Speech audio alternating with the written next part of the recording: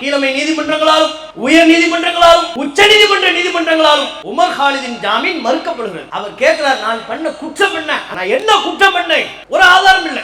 அஸ்ஸாம் முதல்வர் ஹிமந்த பிஸ்வ சர்மா அவருடைய பேச்சு என்ன?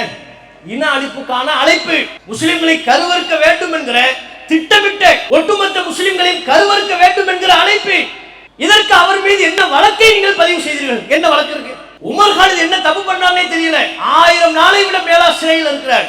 அவரை விட மேலாக முஸ்லிம்களை அழிக்க வேண்டும், ஒழிக்க வேண்டும், கருவறுக்க வேண்டும், துப்பாக்கியால் சுட வேண்டும் என்றெல்லாம் வெளிப்படையாக வன்முறை பேச்சுக்களை பேசியவர்கள். அவர்கள் பேசிய பேச்சுக்களுக்கான ஆதாரம் சமூக வலைதளத்தில் கொட்டி கிடக்கிறது. யார் என்ன பேசினாங்க உங்ககிட்ட ஆதாரம் இல்லையா?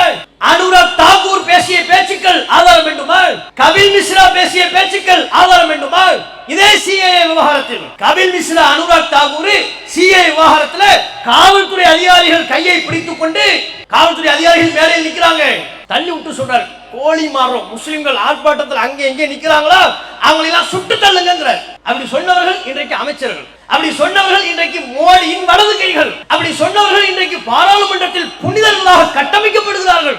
உமர் காலித் அவர் முஸ்லிம் என்கிற ஒரே காரணத்திற்காக எந்த ஆதாரமும் இல்லாமல் நியாயமும் இல்லாமல் பன்னெடுங்காலமாக சிறைப்படுத்தப்பட்டிருக்கிறார். இது உங்க நீதியா?